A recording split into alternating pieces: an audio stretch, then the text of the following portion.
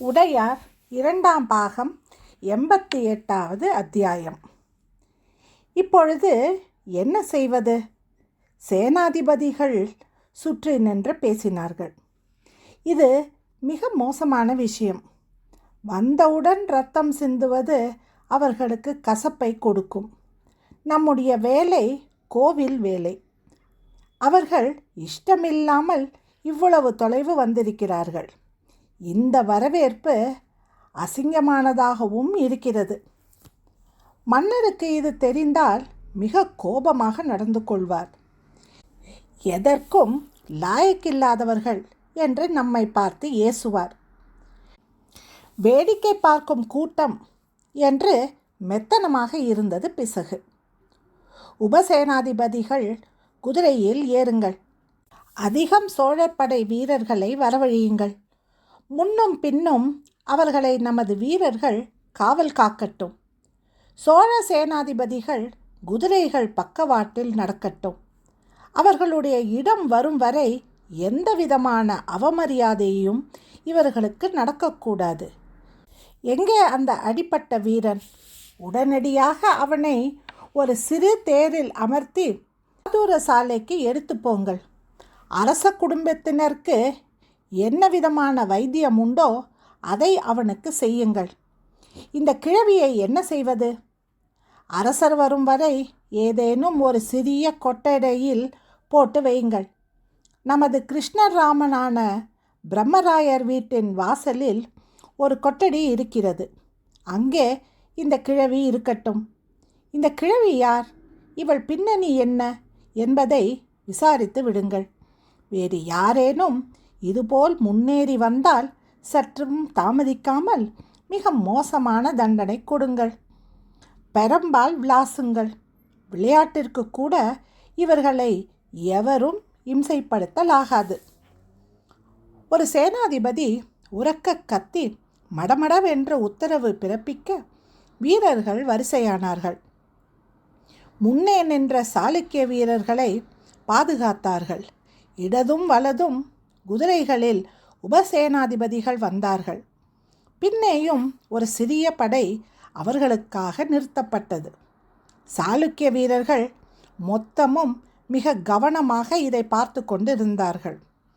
உபசேனாதிபதிகளின் பேச்சை காதோடு காதாக கடைசி வரை பரவியது.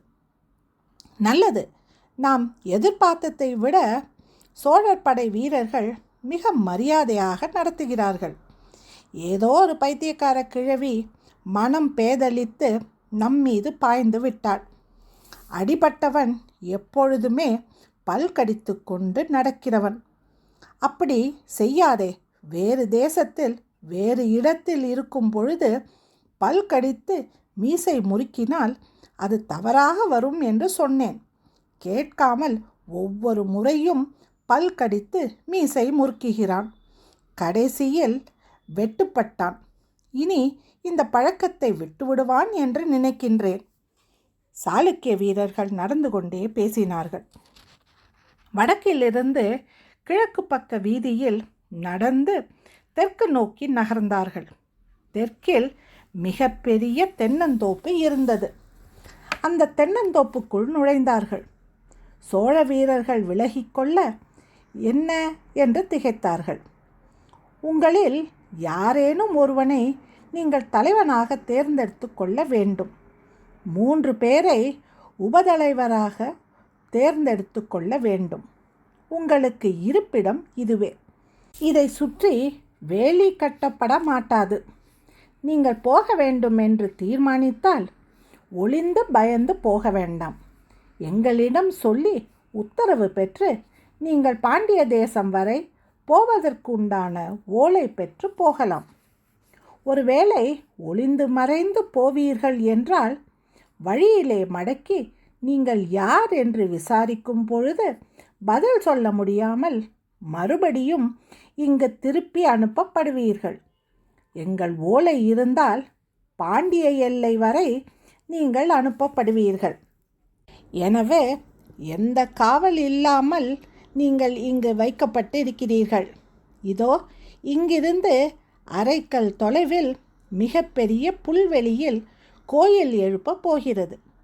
இந்த புல்வெளிக்கு அப்பால் உள்ள இடத்தில் சிற்பிகள் தங்கியிருக்கிறார்கள். 2 நாட்கள் நன்கு ஓய்வெடுத்து கொள்ளுங்கள். இன்னும் சற்று நேரத்தில் சுட சுட அரிசி சோறும் கதம்ப குழம்பும் கத்திரிக்காய் கறியும் உங்களுக்கு பரிமாறப்படும். உடல் வலி நீங்குவதற்காக சிறிதளவு மது வழங்கப்படும். உடம்பு முடியாதவர்களுக்கு, ஜுரம் அல்லது வேறு ஏதேனும் உபாதை இருக்கிறவர்களுக்கு இங்கு ஆதூர சாலை இருக்கிறது.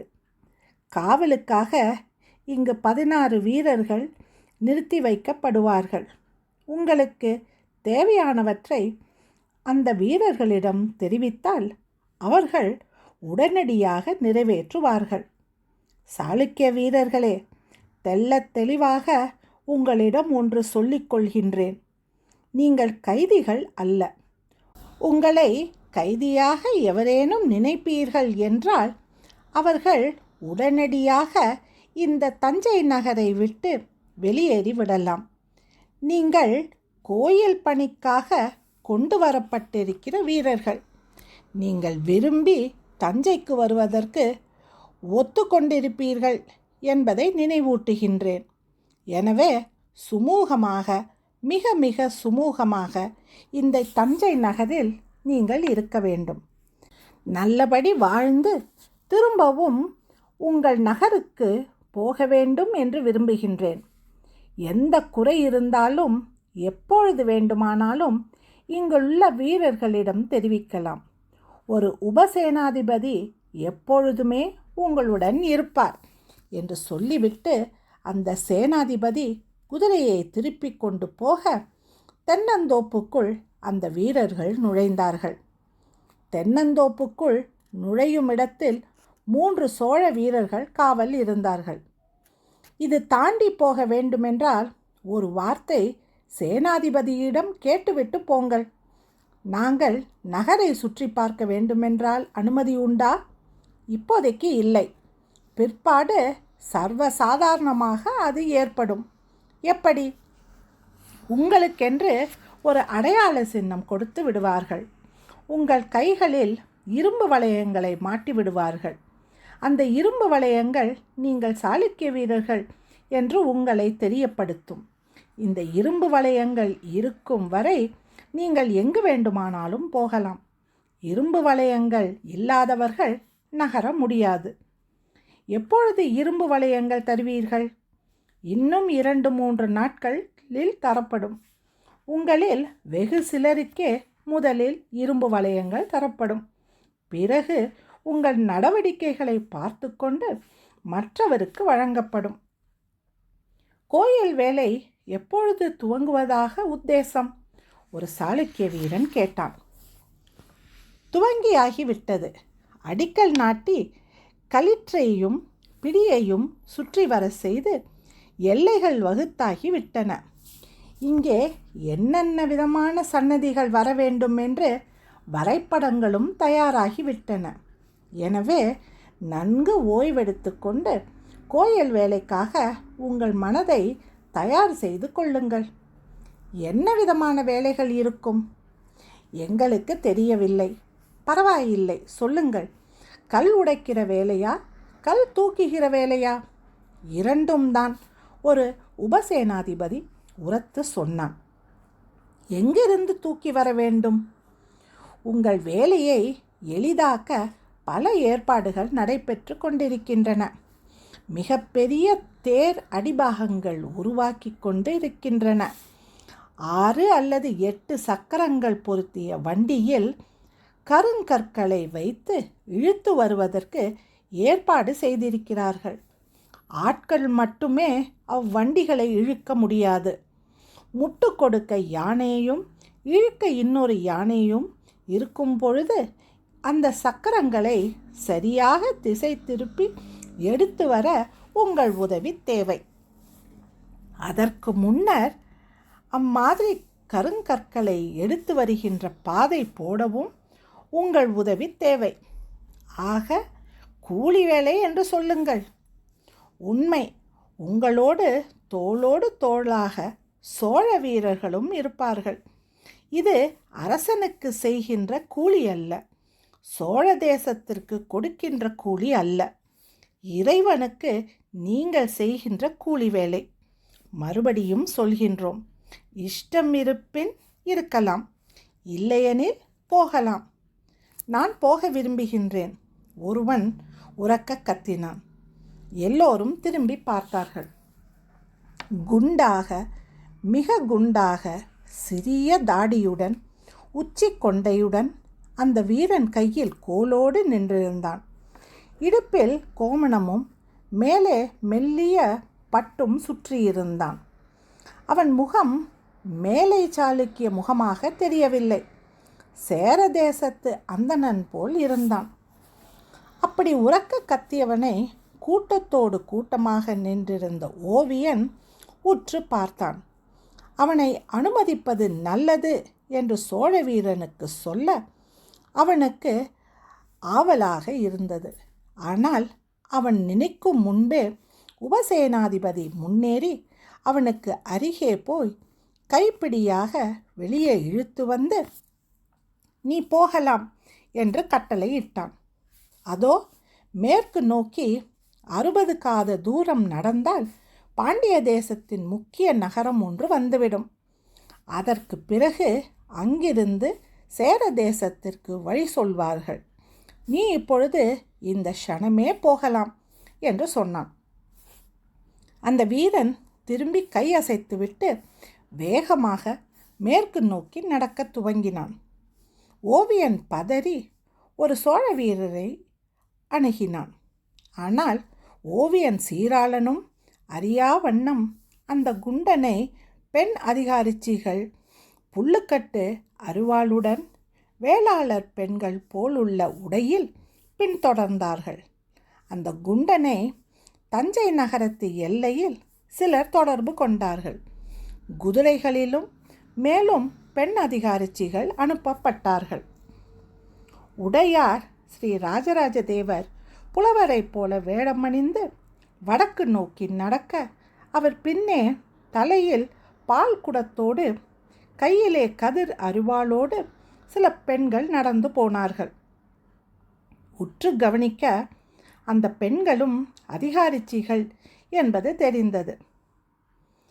கருத்தாட்டங்குடி கிராமத்திற்குள் நுழையும் போது அங்கு ஒரு வீட்டு வாசலில் 2 பெண்கள் நின்று கொண்டிருந்தார்கள்.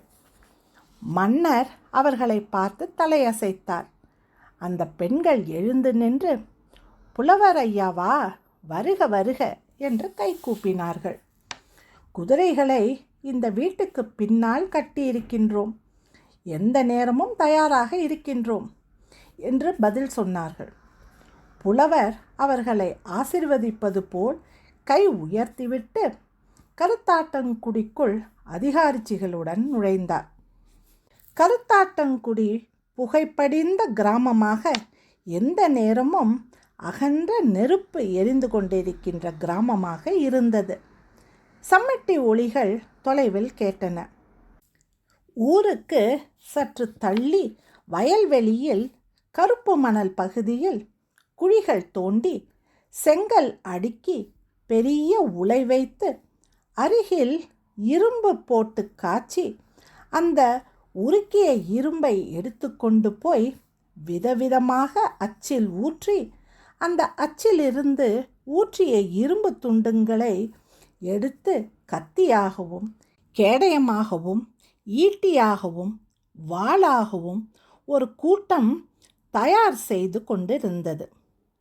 புலவர் உள்ளுக்குள்ளே நுழைகிற பொழுது நூற்றுக்கணக்கான ஈட்டி முனைகளுக்காய் இளைஞர்கள் உருக்கிய இரும்பு குழம்போடு ஓடிக்கொண்டிருந்தார்கள். பதம் குறைவதற்குள் அச்சில் ஊற்றி வார்த்து வேறு பக்கமாக குழம்பு பிடிக்க நகர்ந்து கொண்டிருந்தார்கள். அப்படி அவர்கள் ஊற்றுவதையும் ஓடுவதையும் புதிதாக வந்த சாளுக்கிய வீரர்கள் சில பேர் வேடிக்கை பார்த்து கொண்டிருந்தார்கள். புலவர் அந்த சாளுக்கிய வீரர்கள் கூட்டத்தை உற்று பார்த்தார். என்ன வேண்டும் பெரியவரே? ஒரு வாலிபன் தோளில் சம்மட்டியுடன் நின்று கொண்டிருந்தவன் புலவரை பார்த்து கேட்க, எனக்கு 100 எழுத்தாணிகள் தேவைப்படுகின்றன என்றார் புலவர். நாங்கள் இரும்பல்லவா ஊற்றிக்கொண்டிருக்கின்றோம். எழுத்தாணி பித்தளையில் இருந்தால் அல்லவா நல்லது. இரும்பு துருபிடிக்கும், கையை அறுக்குமே. இல்லை, எனக்கு வெண்கலத்திலோ பித்தளையிலோ வார்த்து கொடுத்தல் வேண்டும். வெண்கலமும் பித்தளையும் கலந்திருந்தால் நல்லது, நன்றாக இருக்கும். எதற்கு 100 ஆணிகள்? ஏதேனும் பாடசாலை ஆரம்பிக்கப் போகிறீர்களா? அந்த இளைஞன் கேள்வி கேட்டான். இத்துடன் 88வது அத்தியாயம் முடிவடைந்தது.